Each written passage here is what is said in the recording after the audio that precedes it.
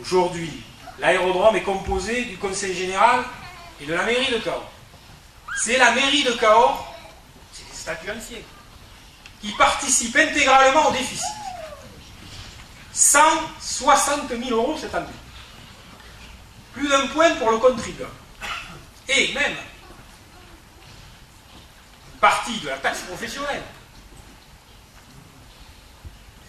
Croyez-vous qu'elle aille à Cahors? Non. Croyez-vous qu'elle aille à la communauté de Cahors? Non. Une partie va, et je suis heureux pour Jacques Bouger, qui est là, un ami, mais va à la communauté de commune de l'Albec. Et à un moment donné, considérer que tout ça n'est pas très cohérent et pas très juste. Le budget. Et je voulais remercier Madame la Préfète de l'aide précieuse qu'elle nous a accordée afin que puisse aboutir une démarche, cette démarche que nous avons mise en place. Et je crois que sans votre concours, nous n'aurions pas pu y parvenir. Merci sincèrement à vous pour votre aide sur ce dossier et merci aussi pour votre collaboration et celle de vos services au redressement de notre vie.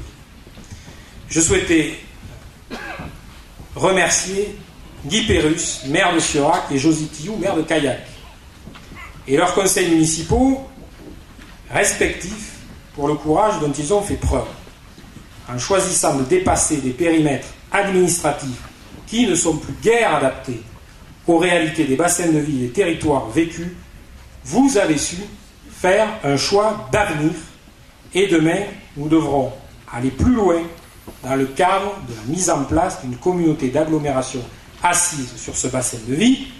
Je rassure les présidents de communautés de communes voisins, ça doit se faire dans la sérénité, dans la concertation, parce que sur ce genre de choses, et c'est normal, il faut savoir prendre le temps. Je crois que sur les deux autres communes, ça se justifiait par l'urgence. C'est en tout cas l'intérêt, à mon sens, des habitants de notre territoire qui souhaitent continuer à vivre et travailler au pays. Modération fiscale, développement économique, autant d'engagements majeurs que nous mettons en place. Et je souhaiterais en évoquer d'autres qui participent à la validation de notre projet. Le skatepark au Doc, témoin de notre attachement aux jeunes de la ville, a été remis en service dès notre arrivée. La tenue des États généraux de la culture, qui a permis d'échanger, de participer, de proposer. La proximité. Nous avons également fait un engagement majeur dans notre campagne. 3 échelles différentes ont été constituées. Les référents de quartier, interlocuteurs privilégiés des habitants au plus près des réalités. Les réunions de quartier, dont vous connaissez le principe, et les conseils de quartier, qui est aujourd'hui expérimenté à la Croix de Fer, et qui offre l'opportunité à un groupe de travail de réfléchir en amont aux problèmes qui les concernent. L'expérience pilote a lieu aujourd'hui à la Croix de Fer. Nous pouvons demain, si elle fonctionne bien, et je crois que ce sera le cas, renouveler cette expérience sur d'autres quartiers. Notre engagement, celui de la tarification de l'eau. Par cette décision, nous avons supprimé les abonnements eau et assainissement, et par là même, nous avons mis un terme aux charges fixes que payaient indûment les usagers. Ainsi, la facturation prendra désormais seulement en compte l'eau effectivement consommée. Selon la moyenne de consommation de l'année dernière, 70% des usagers payeront moins en 2009 qu'ils ne payaient en 2008. Nous avons pris cette décision, mesdames, messieurs, parce que je crois qu'elle va dans le sens de la justice sociale et de la préservation de l'environnement. Elle constitue une première étape. Il y en aura donc demain d'autres vers la constitution d'une tarification encore plus progressive. Engagement toujours, celui de clarifier les compétences de notre collectivité, ville et communauté. Récemment a été procédé au transfert de la compétence promotion touristique à la communauté. Une simple réforme de bon sens. En effet, ne pensez-vous pas que l'Office de tourisme de Cahors joue un rôle de promotion pour toute la communauté de communes?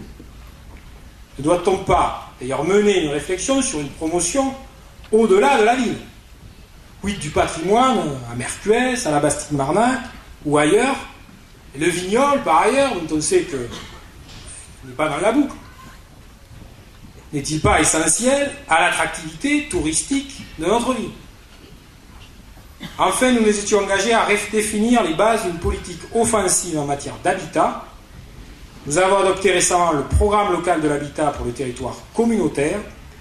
un programme local d'habitat dont tout le monde s'accorde à dire qu'il est d'une très grande qualité. Je voulais à ce titre remercier les services de la communauté de communes pour leur travail. Plus de 2000 logements nouveaux devront être produits afin de répondre aux besoins identifiés. Dans le même esprit, nous disposons avec notre cœur de ville d'un des plus grands secteurs sauvegardés de France. Cette richesse patrimoniale, culturelle et architecturale mérite qu'on y accorde toute notre attention. Il n'est effectivement pas acceptable que plus de 700 logements vacants y soient recensés. C'est ce pourquoi nous avons récemment enclenché la révision du secteur sauvegardé, première étape d'une naturelle reconquête. Cette année nous permettra de poursuivre dans ce sens en matière de développement économique et commercial, en matière d'habitat, en matière de maîtrise budgétaire et fiscale. Elle sera également l'année du plan local d'urbanisme. Nous l'adopterons d'ici la fin 2009. Il n'est en effet pas acceptable que nous soyons toujours régis par un plan d'occupation des sols qui date de 1973. Et c'est avec ce plus que nous pourrons penser ensemble la ville de demain. Une procédure de relance de la concertation va d'ailleurs être lancée dès ce mois-ci. Le chenil aussi. Un site devrait être trouvé, même si ce n'est pas simple. Nous travaillons depuis plusieurs mois, m'engage à avancer sur ce dossier. Nous poursuivons aussi les travaux de voirie. Un plan pluriannuel de remise en état des chaussées et des trottoirs sera voté. Il s'attachera à un nécessaire équilibre géographique entre le centre-ville, les quartiers et les secteurs les plus ruraux de la ville, qui pour certains n'ont pas vu de rénovation de voirie depuis un certain temps. Une étude sur les groupes scolaires est par ailleurs également en cours et a vocation à dégager les priorités d'intervention pour une remise en état cohérente du patrimoine municipal. Il est également important que puissent être engagées des études plus précises en matière de signalisation touristique. Combien de vacanciers voyons-nous, les commerçants peuvent témoigner parce que nous sommes souvent là pour enseigner, combien voyons-nous perdus dans la cité à l'absence de cheminement identifié? Nous serons très attentifs afin d'y apporter une réponse.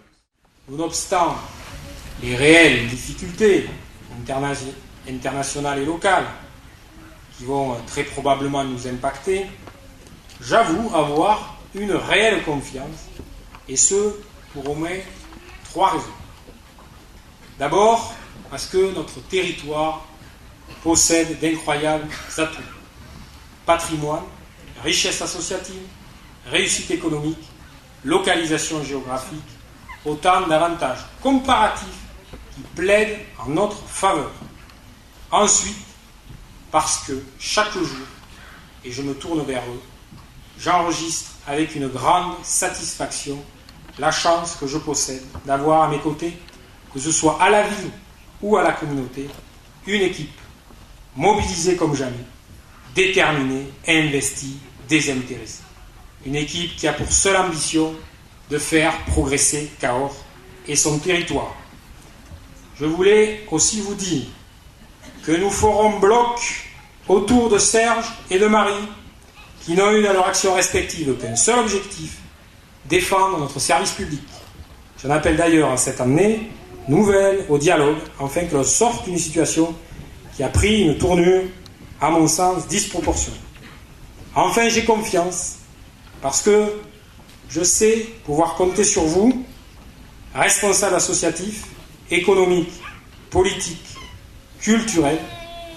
Plus largement, je sais pouvoir compter sur l'ensemble des Cadurciens qui sont prêts à s'investir et à se mobiliser. Vous qui êtes animés, comme nous, d'une grande passion pour notre vie. Nous sommes, nous, déterminés à réussir pour une raison saine et supérieure. Nous avons envie, plus que tout, de faire gagner Cahors, et ensemble, je vous assure, nous y parviendrons.